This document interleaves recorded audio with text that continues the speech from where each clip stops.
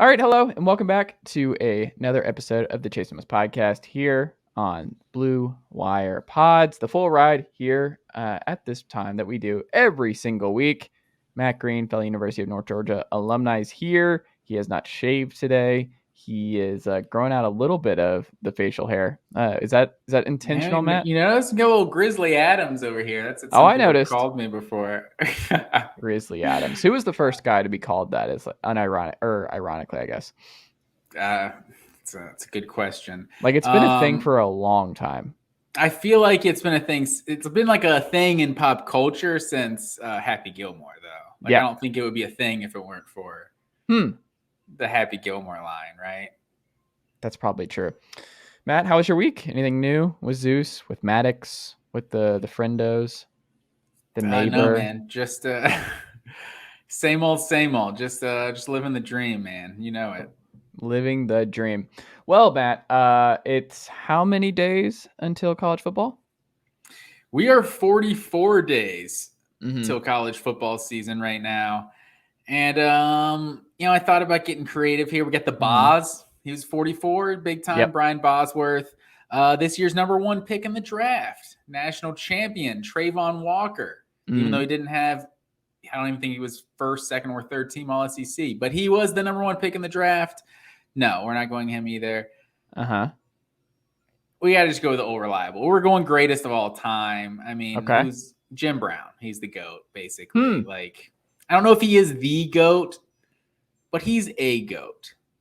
Like, it's a term that's way overused with this generation, obviously, like the whole GOAT thing. But I think when college football Hall of Fame or whoever was making the list, maybe it was ESPN that made the list, the 150 greatest players, they had Jim Brown number one. So Herschel Walker, I think, was number two. But yeah, so Jim Brown, I try to get creative, but Jim Brown is basically the greatest player of all time. So we had Jim Brown, Ernie Davis, and Floyd Little were the three great Syracuse. They basically own number 44. So yeah, Jim Brown, put him on the board. 44 days. I like it. I'm trying to think of who else would actually qualify. Who are some other 44s? Not a lot of 44s out there. I could think of some 37s, so I'm excited about that next week. Dan Morgan. Okay. Penn State linebacker? Connor or Dan Morgan? I'm getting them confused. Dan Connor was the Penn State one. Dan Morgan was Miami. Okay. Middle linebacker. Are you looking him up? Yeah, I am, because now I'm curious. He was 44. That's a good pull right there, because he's 55 in the NFL. And I was like, he was not 44 with the Panthers on that Super Bowl Morgan team. Was 44. Yeah, he was 44 in college. I was like the white middle linebacker. I could get him confused, but yeah. So there's one. I don't know. Did you know he had a cool visor at Miami? You would have loved Dan Morgan in his prime. Oh, dude, this man had the look. That's why I remember that dude. That was the squad back in the day. Like, anyone who didn't have like a family allegiance to be a fan of whatever college team was a Miami fan, I feel like, because Miami was just the coolest team ever at that point in history. That was my fantasy football strategy in the early 2000s. Just get as many Miami players as possible. Edgerrin James, Andre Johnson, like just they were all cool. Clinton Portis was McGahee, the coolest one to me. McGahee, yeah, they're all just cool, without a doubt. It's funny too, because if you look at Dan Morgan Miami pictures, he looks almost identical. Like, he is who Tim Riggins was created for. Like, this man looks complete, like the hair, the flow, the size. This man in college, Dan Morgan, was Tim Riggins at the University of Miami. Who is Tim Riggins? Oh my goodness. Friday Night Lights, Tim Riggins? Oh no, I thought you were gonna say the Blue Mountain State dude. No. Did you never watch Friday Night Lights on NBC? No, I never watched that. You would love Friday Night Lights. What happened there? How did you miss the Friday Night Lights bug? What? I don't know. I just didn't do it for me. So you gave it a shot and you didn't like it? No, I'm not sure I've watched an episode. That's better. I'll take that, because Friday if you Night watched Lights, a couple, the movie was a quality Billy Bob movie, Thornton, yeah, but it was fine. It didn't. I didn't love Friday Night Lights, the movie, enough to be like, oh, it's a TV show now. I gotta watch that. The Like TV Friday Night show is Lights, better than the movie. is that right? They even related, or is it just the same school? No, I mean it's a different school. Like it's based on the same kind of premise, like that sort of thing. But no, it's because I think in the movie they're what Pyramid and Permian, I think. Permian, yeah, and Yeah. in the TV show they're the Dillon Panther. So they still have the P on Okay. the side, but it's That's blue what and I'm yellow. thinking. That's why I thought it was Yeah, the same thing. Okay. yeah, little No, different. not familiar. It is probably something I would enjoy, but It's my never. jam, man. We all wish we. Is it off the air? Yeah, I mean it's been gone for. It's probably been over for 10 years. Oh, is that right? How many seasons was there? 5. I want to say Okay. 4 or 5. I want to say 5 though. It's been a little maybe, bit. Maybe if I run through everything else on the streaming platforms, I'll get to Friday Night Lights at some point. I mean, we just did, and we're going to talk about it with Stats by Will tomorrow. He recommended because we love Nathan For You on Comedy Central. Yes. Nathan For You is 10 out of 10. Well, do you know he has a new show on HBO? Yes, have you watched the first episode? I did. Yeah. Oh my goodness, the rehearsal is unbelievable. Like it's Nathan For You ramped up times 10, and it's an absolute delight. It was. Yeah, Tori is not a fan, and I'm like, what? I'm showing her. I can't get through scenes. I'd be like, you gotta watch this, and I'd be like, just the little awkward pauses and just his interactions with people. It's just, yeah, it's awesome. so uncomfortable. And this man, I mean, just folks, I don't want to spoil it, but just when he's just like, I've actually redone this conversation 1,000 times in this very place, and he's like, what? And he's like, and I mean, just it.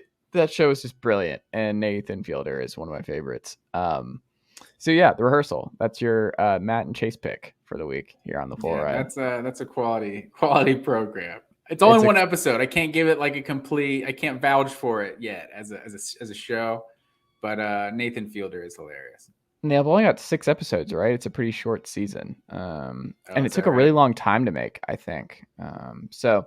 Yeah, I'm excited. After watching the first episode, I imagine it would have to take a really long time to do any of that and a crazy budget stuff he's doing. Yeah, exactly. I mean, just little things. Just when she's mimicking his friend, and just oh my god, it's incredible. Well, speaking of things that are incredible, the future of college football, Matt Green, where I think this week with Media Day and just listening to different folks and talking to different folks, it does seem like as long as Notre Dame doesn't join a conference, I think anytime soon, it seems like we're in a doldrums period for a while.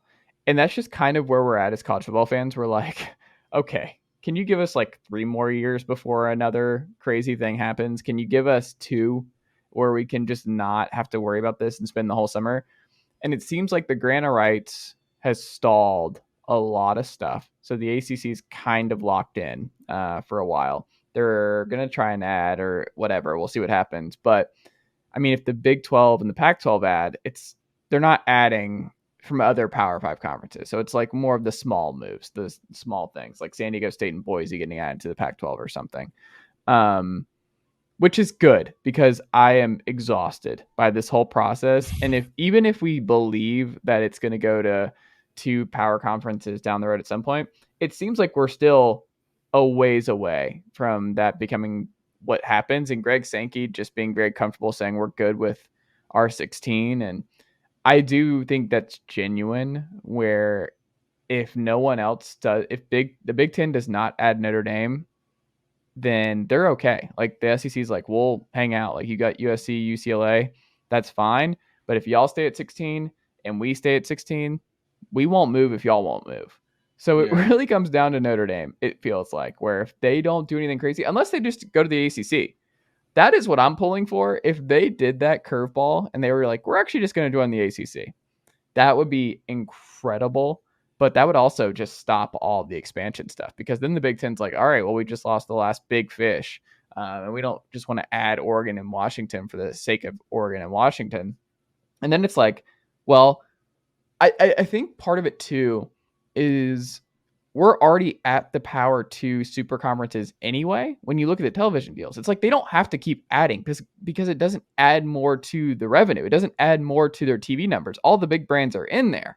So when people are like, oh, there's going to be 2 major super conferences, it's like, well, they already are, and they're already making far more money, and we'll make a lot more money over the next 20 to whatever the amount of time is for these current TV deals.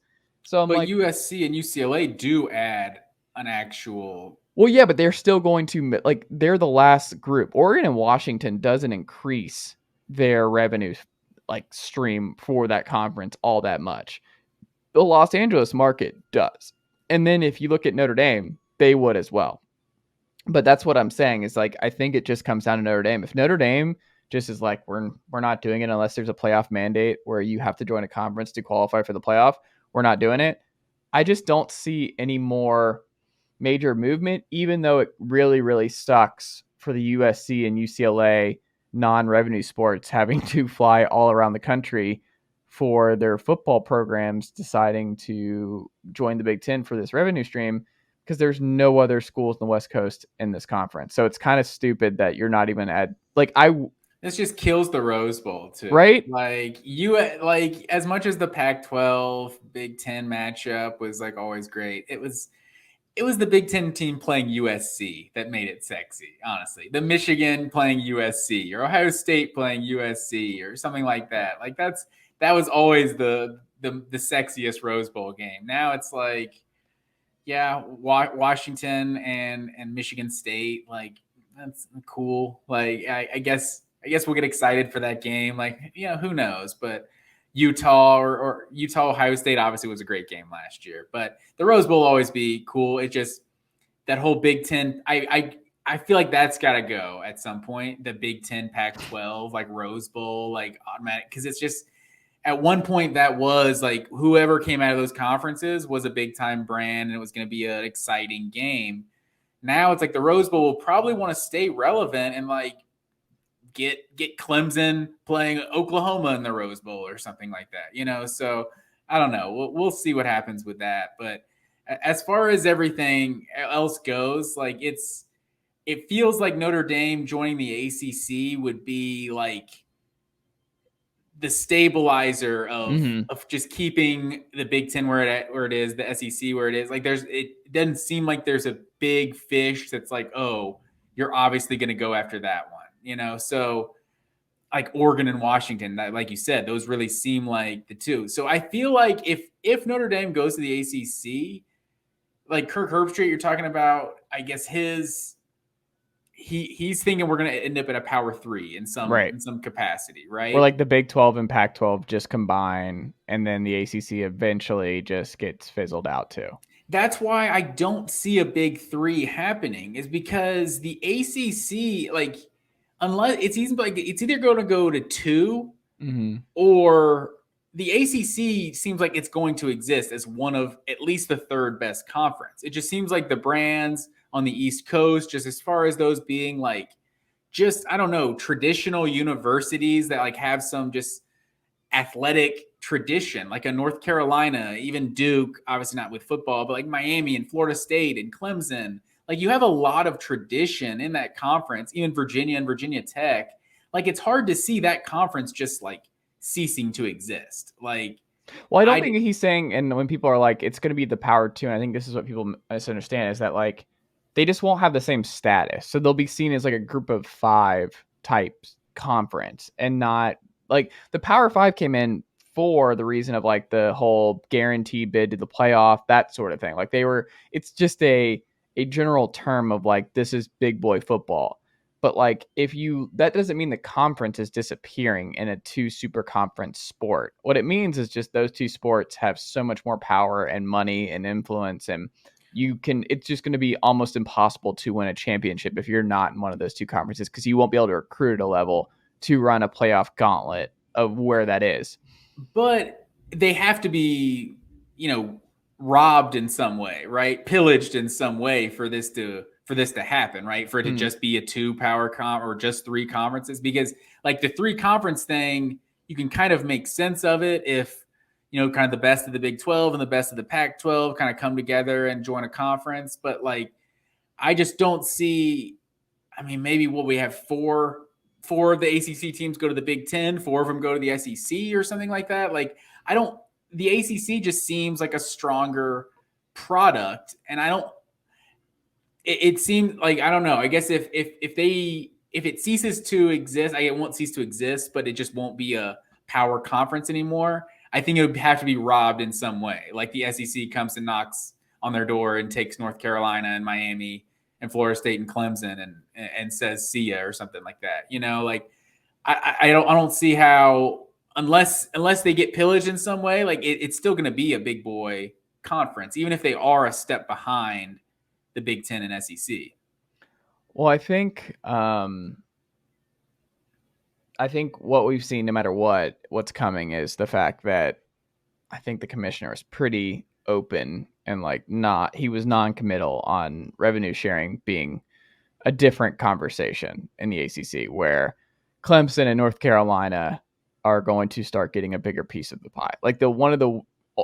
That's like priority one to save this conference, where it's like you want to keep Florida State, North Carolina, Virginia, and Clemson in this conference, and you don't want them to get out and try and just take a crazy grant of rights buyout and whatever that, like we saw that it might be 9 figures to get out of this if you're an ACC school. So it's a lot, man. I don't think it's going to happen with any of these teams, but it's also like, to keep them happy for a long time, you're going to have to reevaluate. Like, it can't just be Wake Forest is getting the same amount of money as Clemson every year. Like, that I think has to change. And it's different in the SEC and the Big 10, where the money is so grandiose and vast that it's okay that Vanderbilt makes the same payout as Georgia and Bama and stuff like that. Yeah, that's fair. Have you heard about Vanderbilt has planned like $300 million renovations? Yes, I did see that. Well, I heard Chuck Oliver talking about it on 680. What were you going to say? Well, I had Chad Bishop on today, actually, VUCommodores.com, and we were talking about that and the investment Clark Lee's gotten in that program. So, yeah, they're going all out. They're getting some money. Except for one huge thing. They're not adding one seat to the stadium. Well, it's for like other things. They're not building a recruiting facility. They're not building like a sports nutrition. I don't know. Like, it sounds like an HGTV. They're spending $300 million on updates. I don't know. I don't know. So you're saying Chip and Joanna Gaines should have been involved in this process? Yeah, like that. Like, I don't know. It sounds crazy. Like they said, because Minnesota, just built a new stadium 5 years ago or so. They said it cost Minnesota $302 million to build an entire stadium.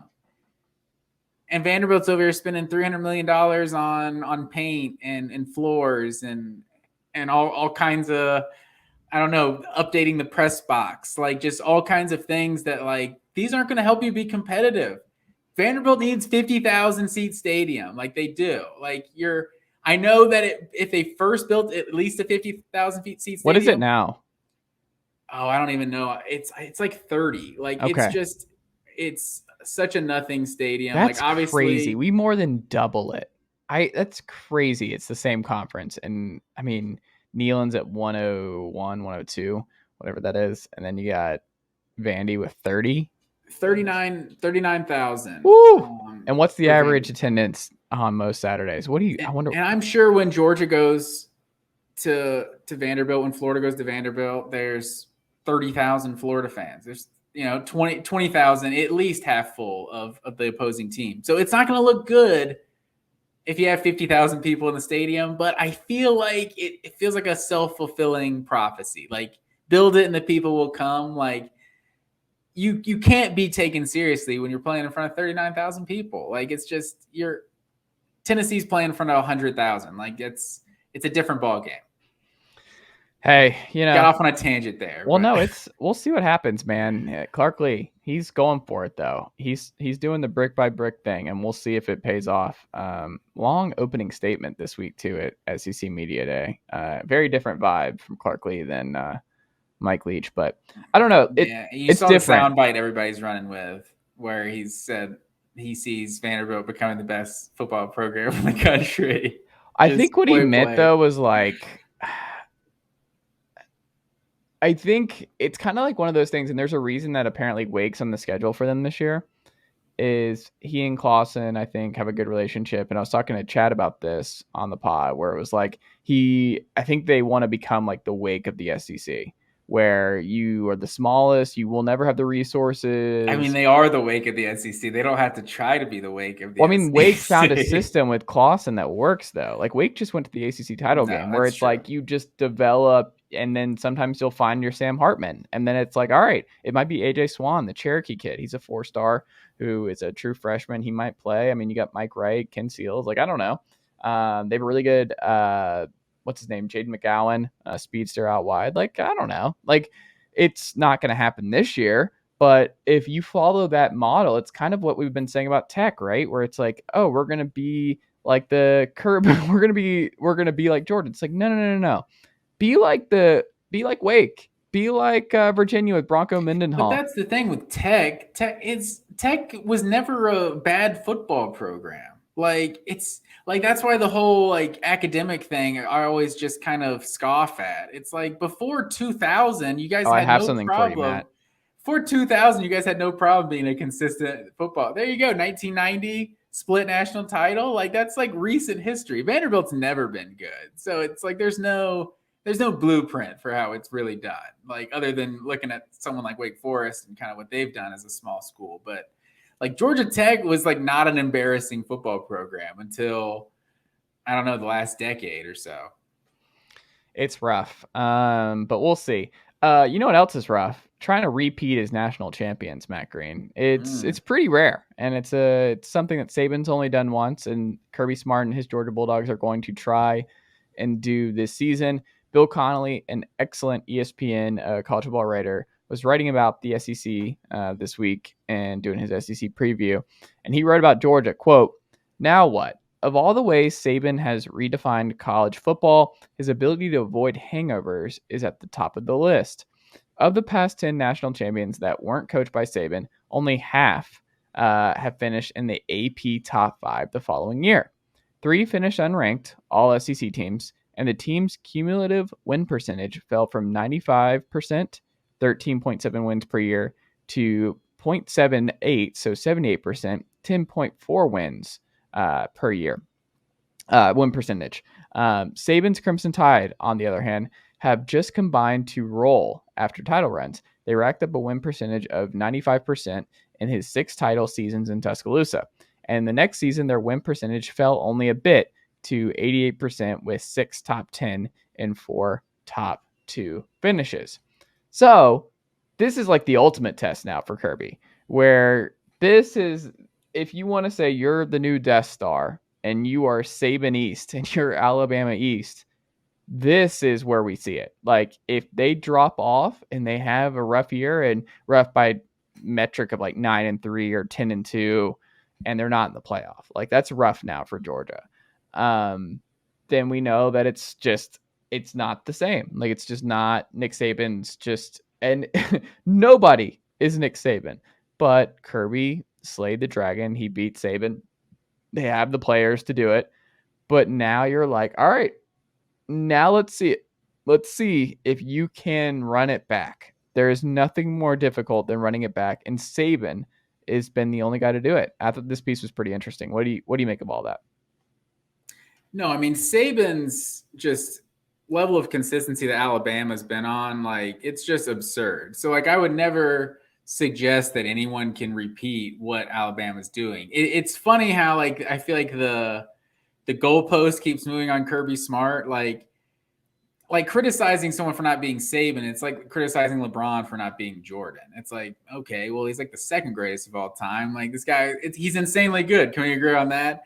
So I'm not saying Kirby Smart's LeBron or anything, but he could be. Well, we'll see what happens. I'm not ruling it out either. I mean, if you just think about this run that he started, I mean, 66 wins through the first 6 years as a head coach. That's the most in SEC history. Like, a national title in his 6th year as a head coach.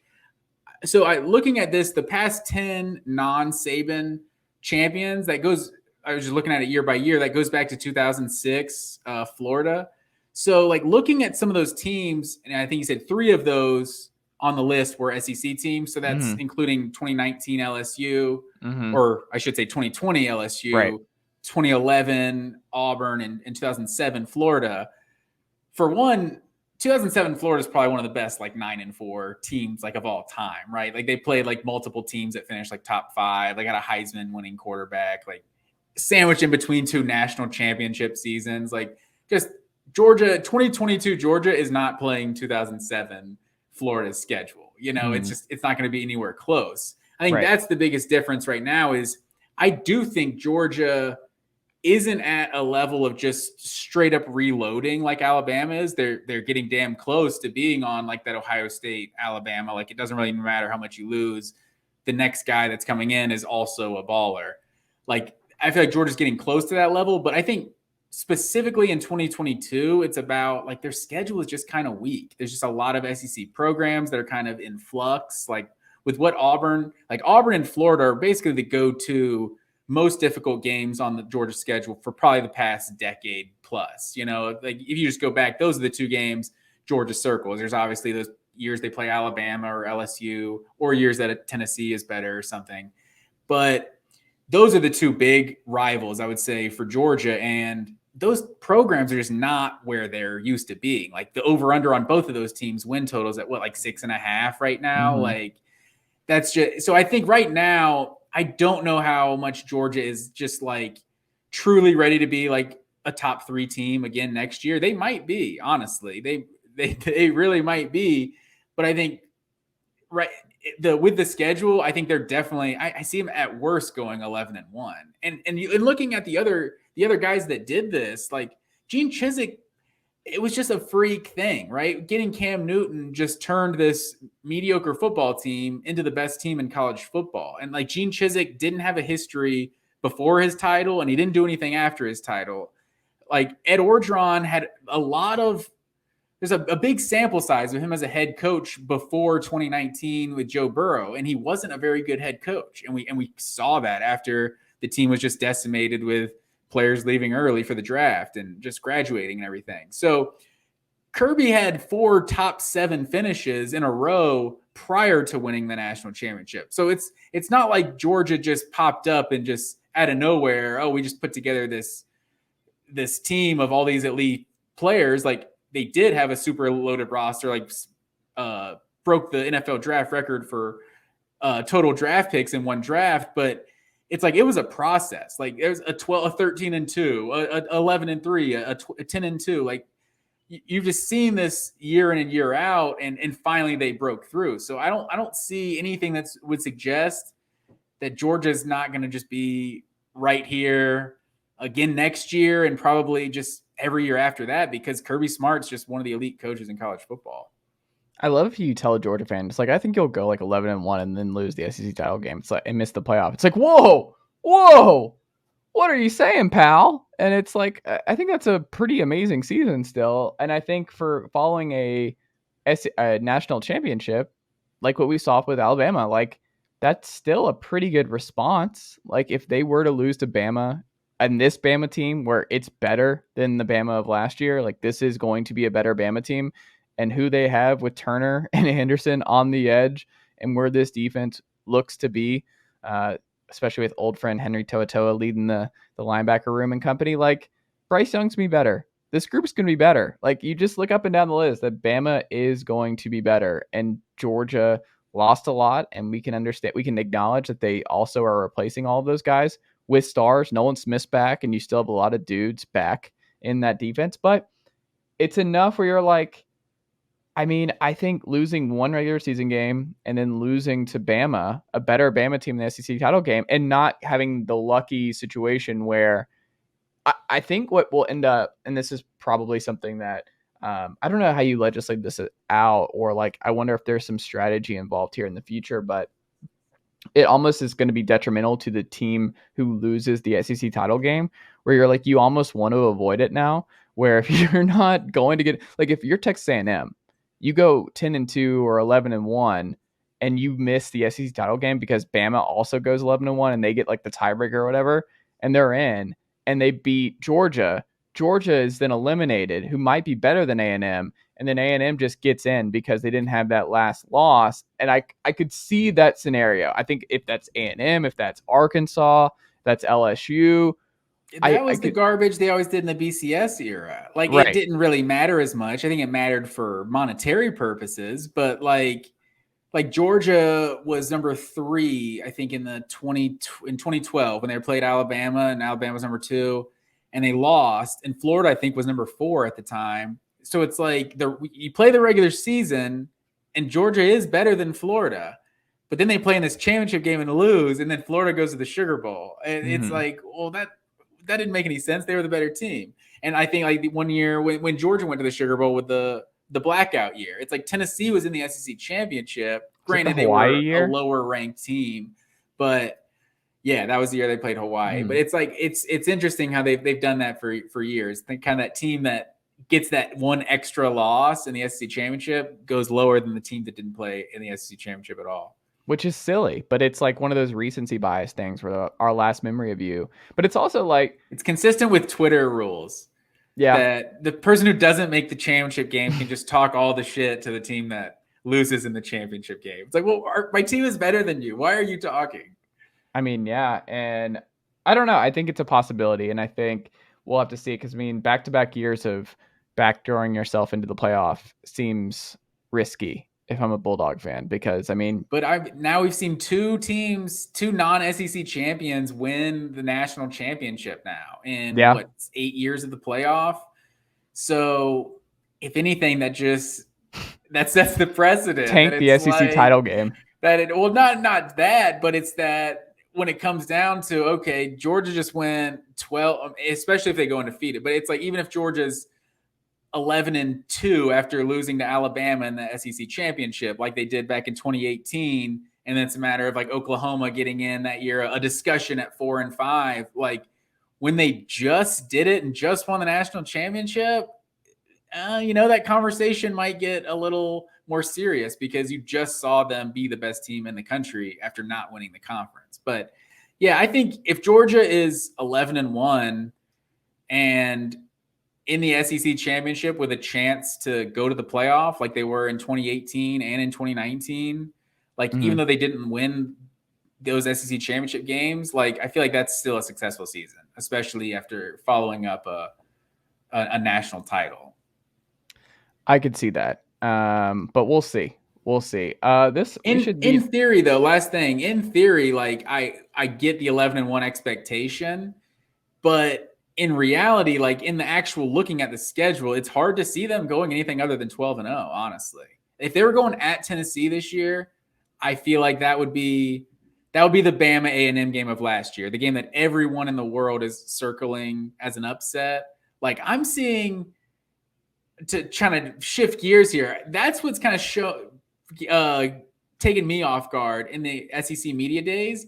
Is I was expecting Tennessee to be the dark horse hype team. And maybe it's because we haven't seen Tennessee. They haven't had their day yet. And so maybe they're going to start hyping up Tennessee tomorrow when they do their SEC media days. But South Carolina is definitely the darling that like everyone is talking about. Like so many people are picking now South Carolina to be the second best team in the East or to maybe upset Georgia. And I get it is at South Carolina and it's an early game, and I feel like it's a recipe for an upset.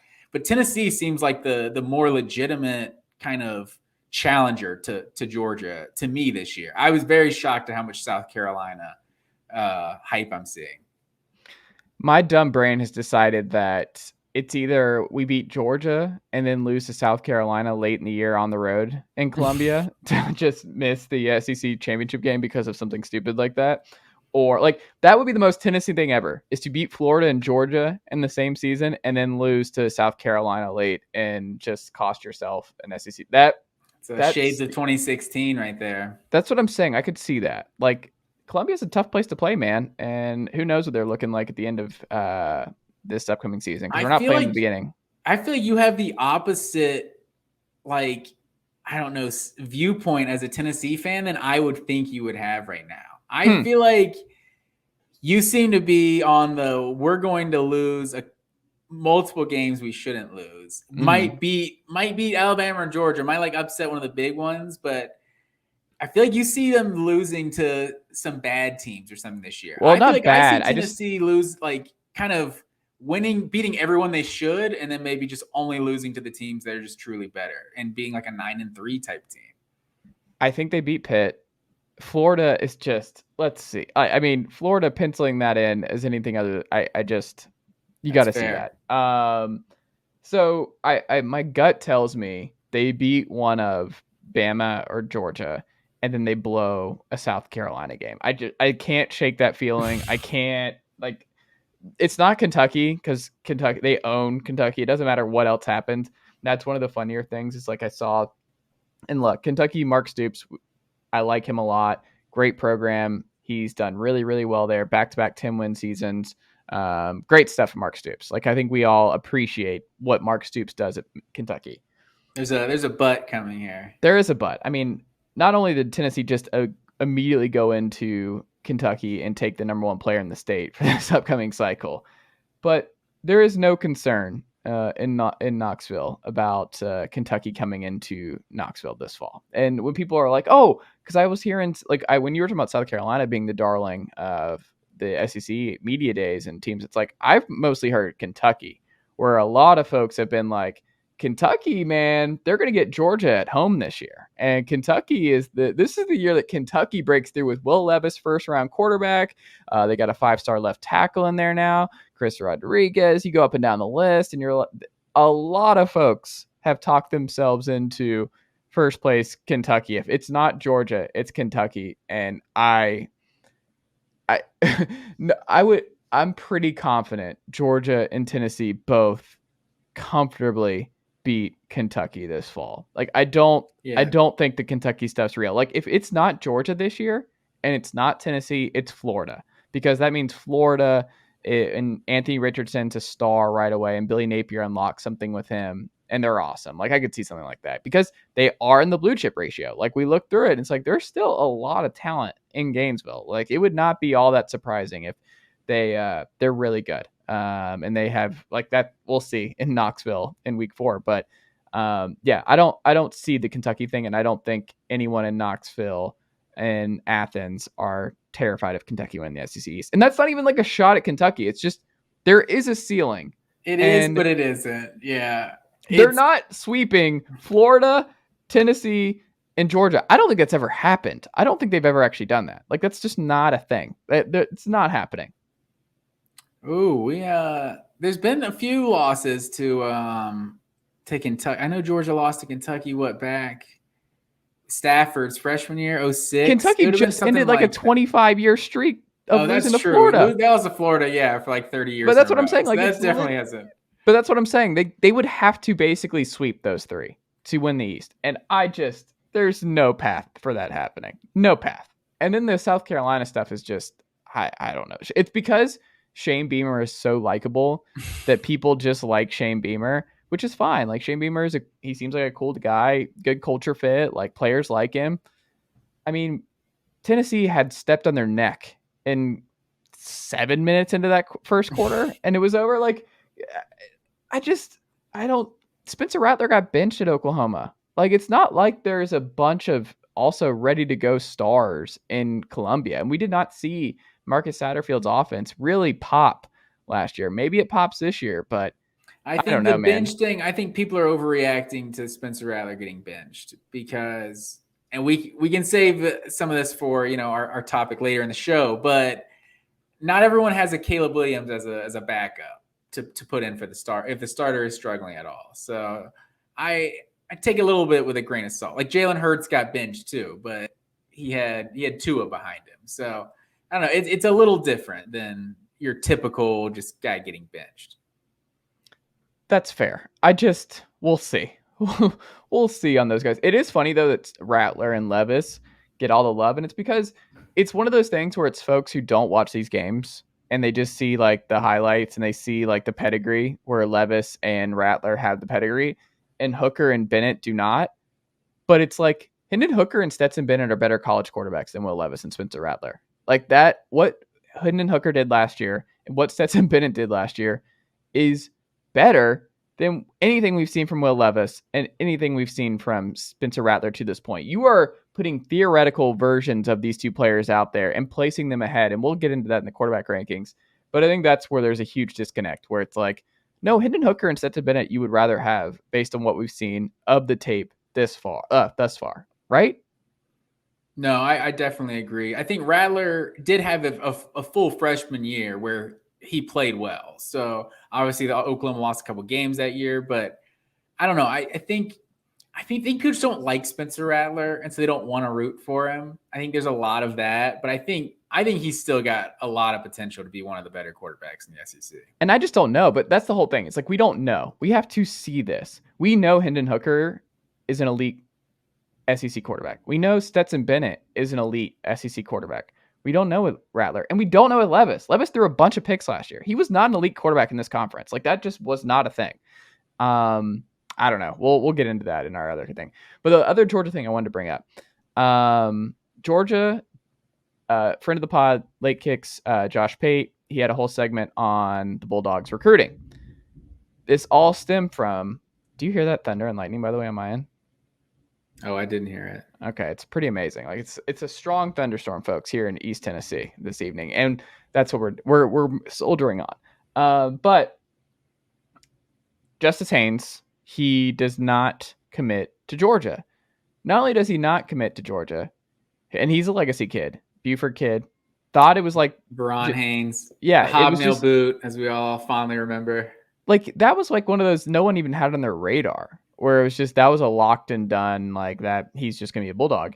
He doesn't even finish. The Bulldogs don't finish in the top 2 for him. He reveals that someone else was in Ohio State. Ohio State, yeah, it's number 2, and he picks Bama. And you're like, okay, that's really strange. Like that was one of those where it's not even like I'm a Georgia hater or whatever. It's just like that was weird. That's just a weird thing. And you listen to Josh in his explanation for it, which is that because Georgia is such a big thing now, it's kind of they've gone national, where they've kind of taken maybe the homegrown stars in a fertile state of Georgia for granted, maybe, where the operation has become too big and the operation is going so national and all over the country that they're getting poached in their home state again. Like they need to basically they need to kind of regroup and lock down the borders all over again. And maybe have gotten a little too greedy on the national scale of who they're going after. And it's just like, okay, that's great to go national and that wins. Like Clemson does it, Alabama does it and stuff like that. But there is a cost to going national and to not focusing on your home state first. And I don't know. I think it's an interesting thing. It's not doom and gloom in Athens, but it was a shocker that Haynes did not pick Georgia. What do you make of that, and what do you make of the recruiting strategy over the last couple of years?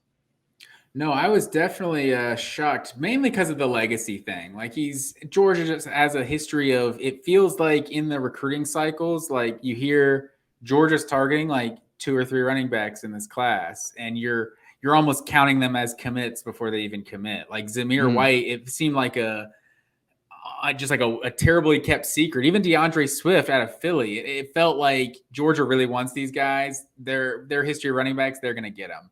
And so this guy being a top 50 player in the country, Veron Haynes is his dad. It felt like a lock to Georgia. I'm thinking Georgia's going to get him and maybe one of the other top 4 or 5 running backs that they really want.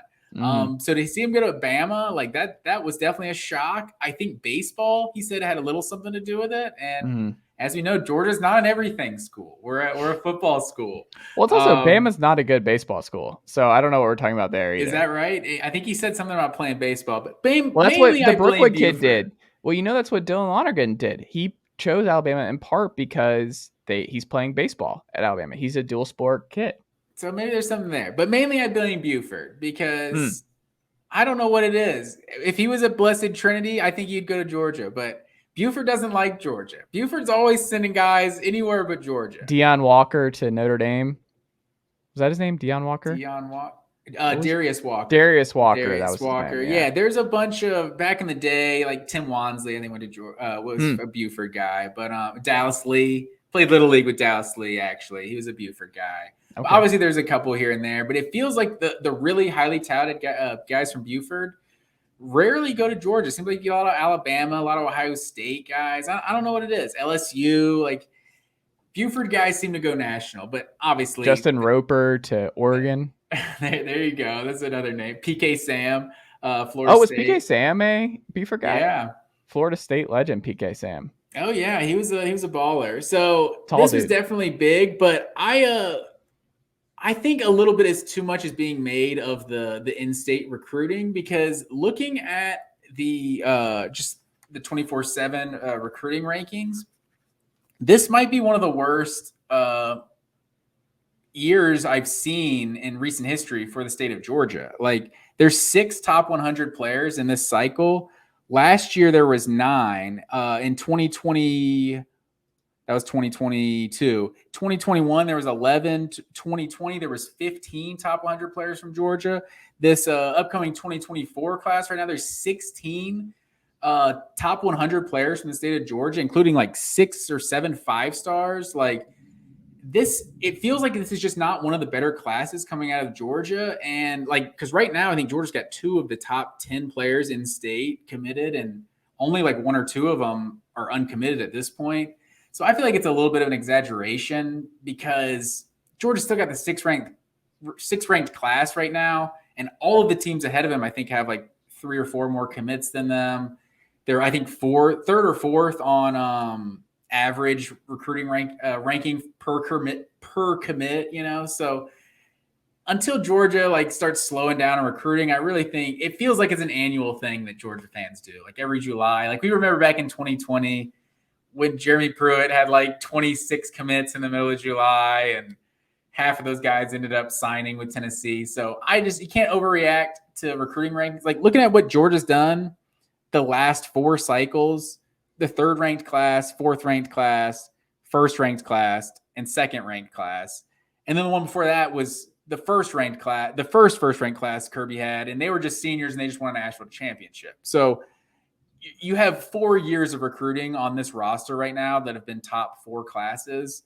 Like, unless Georgia ends up with the 7th or 8th recruiting class in this class, like, maybe there's, you know, reason to panic. But I have a good feeling that when we look up on February or December, whatever we're calling signing day now, like, Georgia's going to end up with a top 3, top 4 class. Like, they're going to sign an elite class, like, because that's what Kirby Smart does. So I don't feel like I'm too worried. Like, even if this is a down, like, that's the best part of recruiting nationally, is if there is a down year in the state of Georgia, like, you're a national brand that goes out to Arizona to get a Keely Ringo, that goes out to Las Vegas to get a Darnell Washington, California to get a Kendall Milton, like Philadelphia to get DeAndre Swift. Like, there's been, if you think about Georgia, mainly obviously gets guys out of the state of Georgia, but when they go out of state, they tend to get a lot of superstar players, like Todd Gurley's, the Jordan Davises, like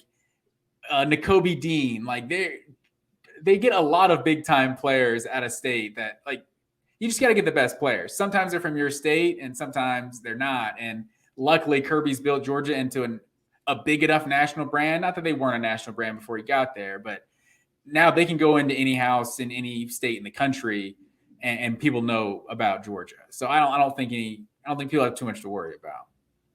Yeah, you are right there at the team recruiting rankings though with Tennessee. It's almost identical, the numbers. And I will say the difference though with that 2020 Pruitt class and now is this, that like I don't think we're going to see the flips like we used to with NIL. Like, I think it's part of the thing where I don't think we're going to see a lot of July commitment and then flip in December. I don't think that's going to happen with a lot of these deals. That's definitely true.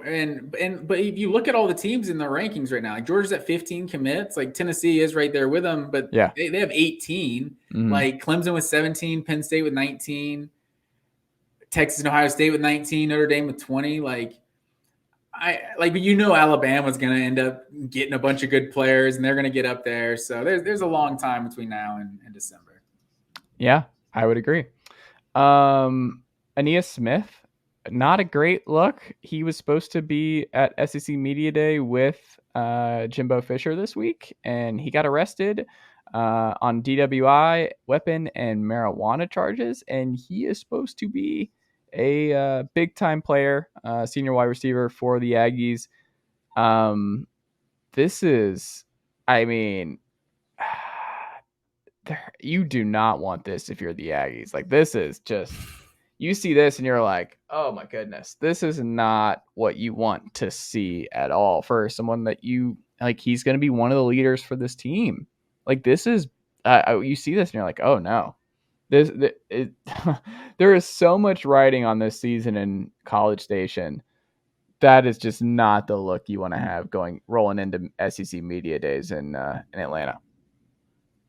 Yeah, without a doubt, he's just a playmaker. This is disappointing to hear for Texas A&M for sure.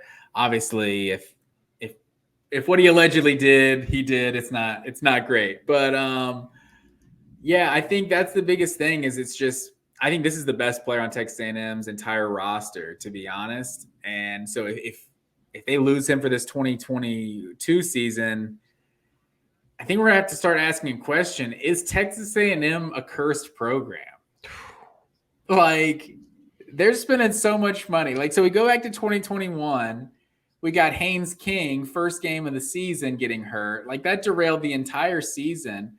But even go back to 2020. Like, what did they finish? 10-1 that year? Like, lost one game to Alabama. Like, one of the greatest teams in college football history, honestly, that 2020 Alabama team. Mm-hmm. But because of the COVID year, you had Ohio State play 5 games and get in the college football playoff. Like, who knows if Ohio State gets tripped up by Iowa mid-season or something, like, and they're a 1-loss champion, maybe they still get in ahead of Texas A&M. But then Notre Dame also played that ACC schedule. Like, that kind of threw some things off.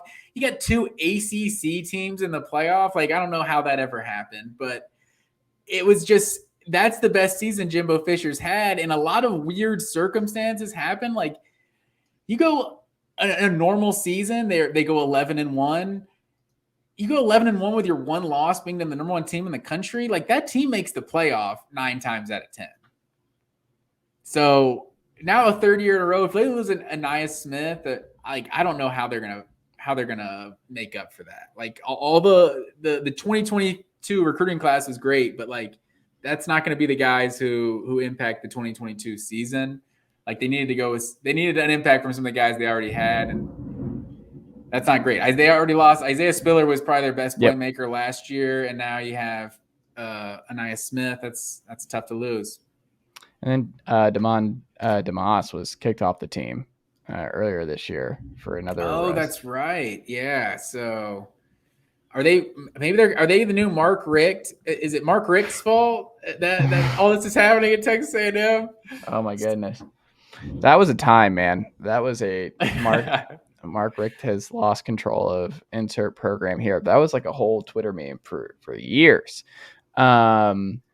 Well, Matt Green, let's get into, and quickly, oh, by the way, Chad Morris got hired as an analyst for South Florida and reunites with Jeff Scott, his old buddy at Clemson, who he was the first offensive coordinator for Dabo. It was Chad Morris, and then he's had a really weird career, and then goes to SMU, does pretty well at SMU for a couple of years, goes to Arkansas, implodes at Arkansas, goes back to high school, wins big at high school, and then is like, all right, done with that, back to college, and now is an analyst at USF.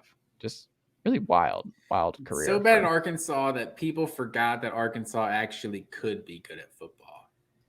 That's a whole different podcast, is like what happened. We should just do like a deep dive in what happened during the Chad Morris era there. Speaking of, you see Sam Pittman today pushing for their locked rivals to be Oklahoma, Texas, and Missouri. I like that. So we'd lose the Golden Boot if we only got the 3 locked rivals. I mean, we get LSU, Arkansas every other year, but the Golden Boot's a good one. But in terms of geography, I do like Arkansas. They really fit with those teams up there. I was going to say, like, Mizzou needs somebody. Mizzou has nobody. They have no rivals, no anything. Kansas doesn't happen anymore. Like, they're just floating. Eli Drinkwitz just hanging out, going 6-6. having some fun. I feel like the Battle of Columbia is like kind of becoming a thing a little. Is it? South Carolina, Missouri. Is it? We're trying to make it a thing. Is it, Matt? Trying to make fetch happen? Is that the line? The Battle of Columbia. Is that what we're going with?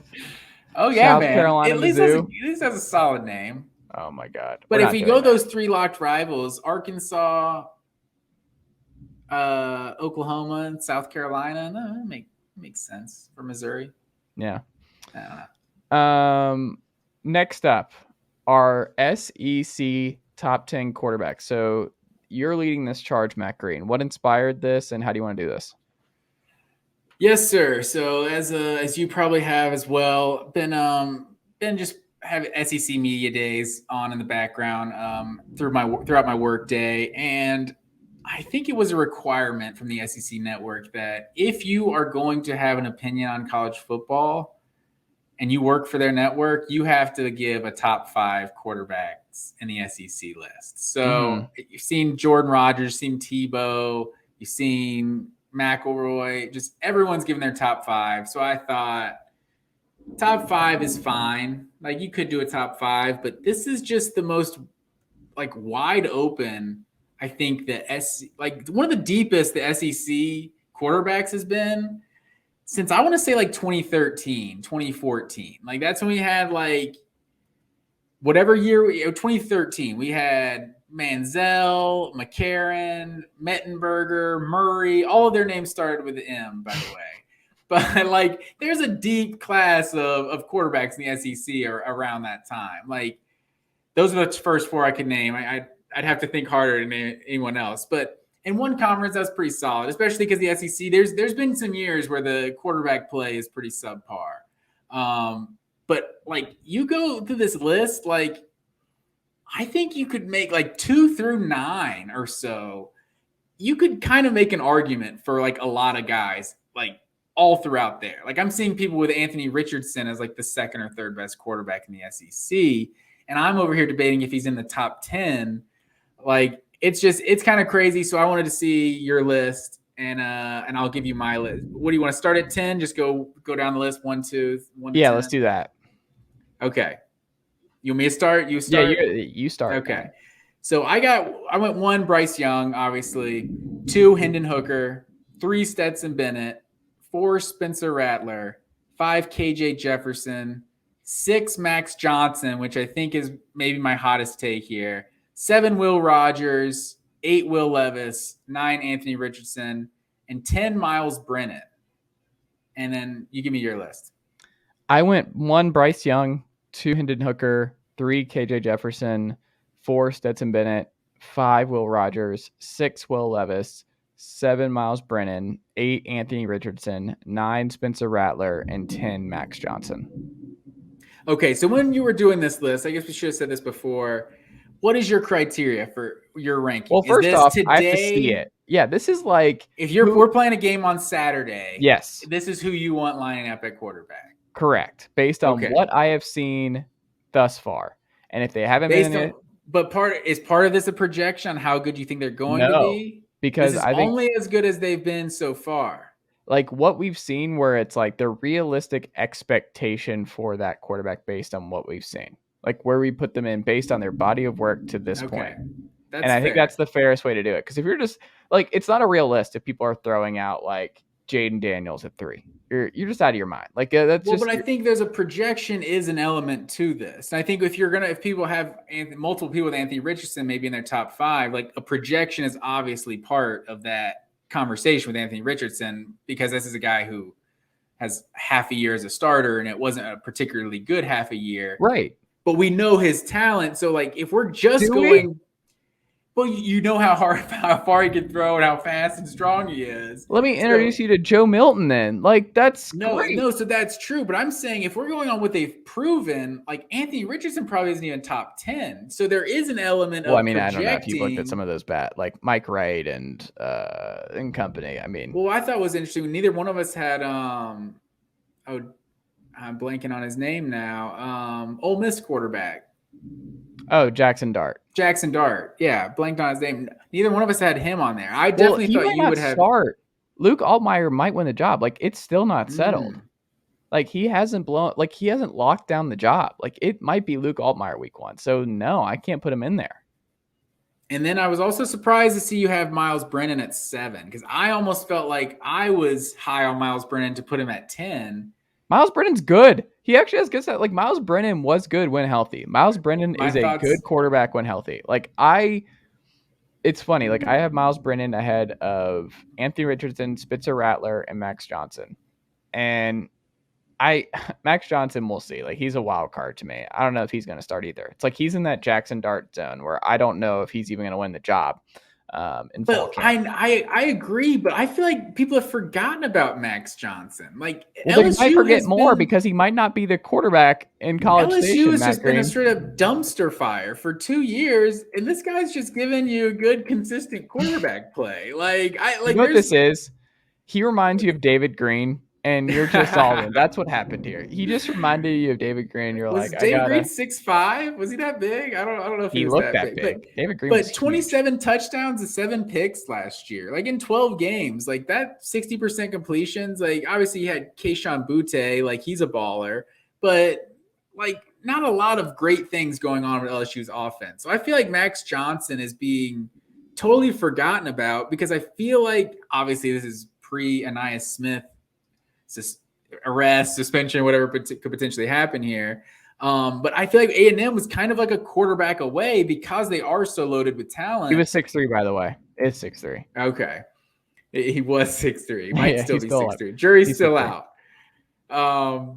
But yeah, so I feel like people are sleeping on Max Johnson. He seems super like I think if Max Johnson was Georgia's quarterback, I would be like I would have no questions. He seems like a guy with a very high floor. Like he might not have the highest ceiling, but he just seems like a guy who's just steady and surrounded by talent. Like I feel like he should be at A&M. I think he should have a very good season. And then I'm not against that. It's just we have to see. Like he needs to win the job first. Like I can't do that. Like Miles Brennan, I think is still the favorite to win the LSU job. And you read the reports, and it's also based on the reporting from all these different summers and spring camps where it's like, okay, it looks like Miles Brennan is the leader there. Max Johnson. But we're going off of just who's the best in the SEC. Maybe Haynes King is the 10th best quarterback in the SEC, right? Like you saw, who was it? Was it Wimbledon or the US Open or something trolling the Seattle Seahawks on Twitter or something? Did you see? And they're like, something about Drew Lock's your quarterback. Like, he's the 40th ranked quarterback in the league. It's like, aren't there 32 teams? Like, I don't know which account was doing that. So there are multiple quarterbacks on teams. So there's potential that even if Max Johnson doesn't win the job, that he is still better than some of these other guys. But he seems like a guy with the low floor. Like I said, I expect Max Johnson to be the guy. I think a lot of people are sleeping on him. And then Rattler, 28 touchdowns and 7 picks as a true freshman. Like he's not going to be an Oklahoma system. He's not going to have Lincoln Riley. He's not going to go up against Big 12 teams. But I think people are really sleeping on Spencer Rattler and just kind of, I guess what I should say, my initial feeling was that people were sleeping on Spencer Rattler. Then I was kind of surprised at how much hype he and South Carolina have gotten during SEC media days. So I'm kind of saying the same thing that they're saying, and I wished was my original thought, but here we are. But he was 11 touchdowns and 5 picks last year. Like that's a small sample size. Like Caleb Williams, if you don't have a stud quarterback behind him, he's probably not getting benched. So he's not going to be in as friendly of a system. So I think that's the one thing that is going against him. But I fully expect Spencer Rattler to be one of the better quarterbacks in this conference. Yeah, we'll see. I don't think I'm expecting that. Like I don't know, man. Like we'll see. Like we'll you have him down at 9. Yeah, like I'm not a believer. Like he has to prove it. I don't have Will Levis super high. It's like all these people. I think the Will Levis stuff. It's just like Will Rogers put on a clinic last year in Starkville, and he was really really good for what Mike Leach wants to do on offense. And I think he's going to have an even better year this year. Like he has been in the system for a long time now. And Will Rogers is going to put up stats, and I think he's going to be a really good quarterback. he might have the Matt Corral type year where he's been around for a while and now veteran team, good defense. That I don't know. I wouldn't be surprised if Will Rogers is one of the 5 best quarterbacks in this conference. And I hesitated because I thought about putting KJ Jefferson above Hendon Hooker. He is a really, really good quarterback. And I think there is a case that he's number 2. And it's if he is number 2, I think Arkansas has it. I am so intrigued by Arkansas Bama this year because everyone has A&M Bama circled. I have Arkansas Bama circled because I think KJ versus Bryce might decide the West. And I think KJ is going to, I don't know. He's like the Hendon Hooker out West for me, where it's he's the best quarterback in that division that no one. He's the power. He's the power Hendon Hooker. He's the power Hendon Hooker. I like that, but that's real. He's a really, really good quarterback, and I think any list that does not have hashtag power Hooker. I don't think that's going to be a good hashtag. But yeah, no, he should be in that list and in that top 3. And I've seen a lot of lists that don't include him. Did you think I was going to have? Yeah. And that's a good point. And he was one of the reasons why I feel like this is so wide open, because I feel like there's people that are putting Will Rogers as the second best quarterback in the SEC.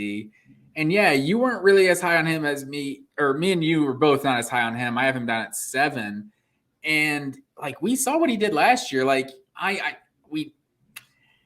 We know what Mike Leach's quarterbacks do, and that's why I can't get too excited about him. But at the same time, dude's completing 75% of his passes, throwing it 60 times a game. So it was still impressive, even if it's a lot of short stuff. But KJ Jefferson, like you said, last year, based on what he's done, I feel like he's about the 5th best quarterback in the SEC. Based on what he could do, he could be the 2nd best quarterback in the SEC. And I could be convinced that he is better than Hendon Hooker. And then I look at him and Stetson Bennett, and I'm I feel like Stetson Bennett is not a running quarterback, but he has that threat to run. And obviously he's not the same runner as KJ Jefferson, but he's still a dynamic athlete. And then I keep moving down the list. I'm I could put KJ Jefferson ahead of all of these guys. But that's why I end up settling with him at 5. I think Arkansas is definitely an intriguing team based on a lot, like you said, on what we get out of KJ Jefferson this year. Were you surprised where I put Stetson Bennett? I was not expecting you to have Stetson Bennett at 4. I was having this conversation with my mom, right? She was as one does. He's not even. Why is Stetson Bennett not 1st or 2nd team all SEC? Which won the national championship? And she knows sports, right? But I'm obviously Bryce Young's better, And then when she's explained, but why isn't he 2nd team? I didn't really have a good explanation for why, because I you could convince me Stetson Bennett's the 8th or 9th best quarterback in the conference, and I wouldn't really argue that hard for it. I would argue hard that he's better than Anthony Richardson, because I just have not understood the Anthony Richardson and Will Levis hype this offseason.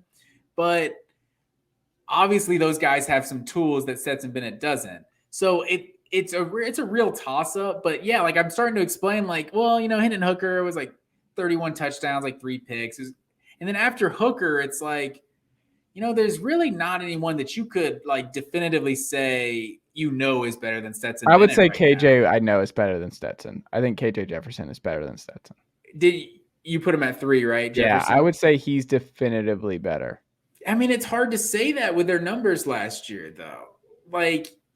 Stetson, not only was he super efficient, but he was efficient down the field. And I think he was the most efficient person. He threw a lot of picks and a lot of turnover worthy throws. He was a gunslinger. That's the one thing that people just did not talk about with Stetson is we talk about Will Levis, but I forgot which stat. There was a really good, it might've been Conley who had it, where it was I want to pull it up. I was doing a deep dive in that, but it was he's somewhere. It might have been Matt, friend of the pod, Matt Wyatt, who found that there was this. He did some formula of interception to TD ratio or something. He did something, but it wasn't just that bland. But it was Will Levis and Stetson Bennett came up at the same spot.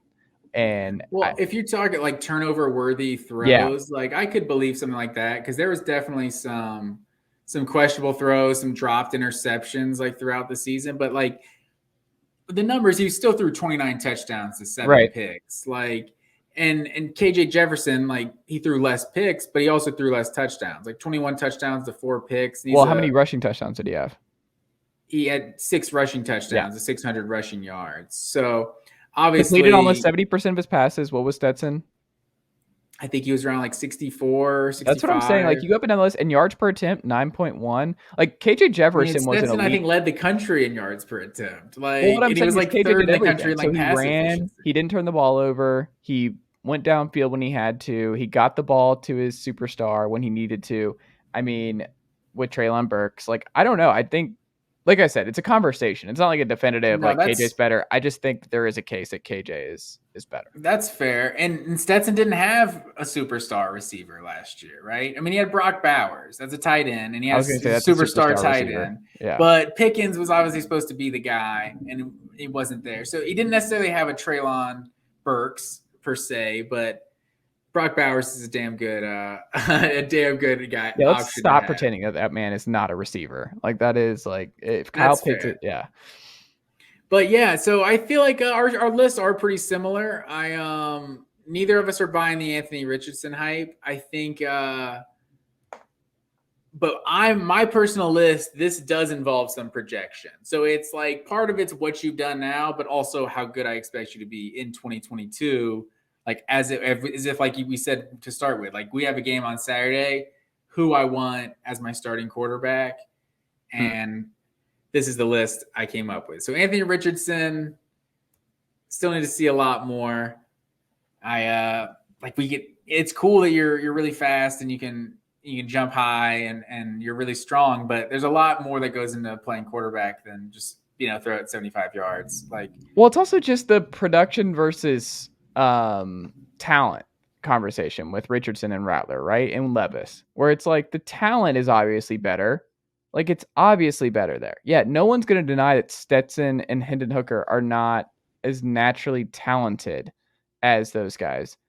But at some point, the production and the games matter. You talk about this a lot, which is the wins and what happens on the field has to matter.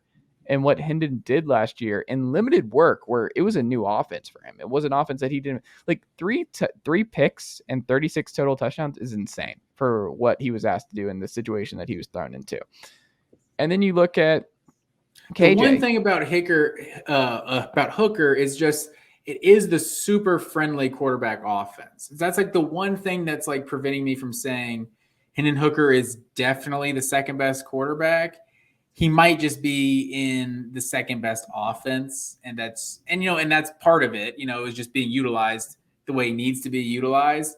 So, not to take anything away from Hooker, but that's the only thing that's like, I'm not 100% sure that he's better than KJ Jefferson or Stetson Bennett or even Spencer Rattler. Like, it's still there seems to be a group there that's clustered together. That's like, I wouldn't be surprised if any of these 6 guys, turned out to be the best, excluding Bryce Young. Yeah, Bryce is just in his own league. It's just it's tier 1 and then a bunch of tier 2s that are tier 2 and tier 3 that are fighting over those spots, and they're all pretty close. But it's interesting you talk about the system, but it's like Todd Monken is a pretty quarterback friendly system. I think that's a pretty good spot. Like, Stetson Bennett working with Brian Schottenheimer, I don't think has the same results in Athens. Oh, without a doubt. But in terms of just the running a lot of plays and getting the production of where it is, like, we saw Hendon Hooker play for Virginia Tech, and he just was not nearly this good, right? Like, so maybe he did just improve a lot from one year to the next, and that's obviously possible in sports. But I think a lot of it, I give a lot of the credit, deservingly so, to Josh Heupel. But Joe Milton did not succeed. I don't know. I just think that he still has to be a good player for sure. Yeah. But we'll see. We shall see. I think we should save this and revisit it after the year and see how it all unfolded. Like, this is when we need to copy and store away our top 10 list and see how different it looks come December or January. Without a doubt. And last thing on Anthony Richardson, he basically started 2 games last year. LSU and Georgia, and threw 3 touchdowns and 4 picks in those games. Like, I can't get that excited over, you had 160 rushing yards against FAU and 115 rushing yards against South Florida. Like, that's cool. You hurdled a guy. Like, that's all cool. He looks like a dynamic athlete. But I really need to see more from Anthony Richardson before we're going to put him up in this. And specifically, like, it's not all about Georgia, because Florida, they got to worry about a couple steps below the rung before they worry about Georgia, right? Like, they need to worry about beating Tennessee and Kentucky and LSU before they really worry about being the best team in the East again. But we've seen Georgia go up against these quarterbacks that are run first, kind of dual threat with questionable accuracy. And under Kirby Smart, Georgia absolutely eats these types of players up. Like, they got Jalen Hurts benched in the national championship because they basically just dared him to beat them through the air. So I think with that specific type of quarterback, just the speed that Georgia has year in and year out at the defensive line and linebacker positions, like these type of running athletic quarterbacks, the Will Levises of the world, the Nick Fitzgeralds, like these guys have just had so little success against Georgia's defense. Like, I remember that's actually last year when it hit me that I thought Georgia would be better than Alabama last year, was watching Florida and Alabama play. It was funny. It's like Georgia fans had the complete opposite reaction of that Florida-Alabama game. Everyone else was like, wow, maybe Florida will be the best team in the East again in 2022. And all Georgia fans saw, like, wow, we might actually be better than Alabama this year. Because with what Florida was beating Alabama with, just the running quarterback stuff, like Emory Jones wasn't even really doing that much through the air. And having the success they were against Alabama, like that type of stuff just doesn't really work against Kirby Smart's Georgia defenses. So, they have a long way to go before they're worried about Georgia necessarily, but we need to see more accuracy and decision-making out of Anthony Richardson. But he's obviously a hell of an athlete. There you go. Matt Green, that's all I've got. That was fun. That was a fun exercise. Where do we do, like, we're going to go to, we'll drop in a little bit of Group of Five next week. We won't get to tonight, but Power Five previews, our over-under win totals next week. Which conference do we start with? Oh, I don't know. Do you want to just start it with the SEC, or do you want to? I think we want to crescendo with the SEC. That's what I was thinking. I think we end with the SEC. Yeah, we'll get the Group of Five, the Pac-12 out of the way to start with. Work our way east. Yeah, Pac-12. The opposite of the way the settlers did. There you go. Whatever the opposite of manifest destiny is, that's how we're gonna do our college football preview. There you go. Matt Green, we can find you on Twitter, Matt_W_Green. Give him a follow if you have not already done so, and all that good stuff. But thank you as always, my friend, and I will talk to you next week. Yes, sir.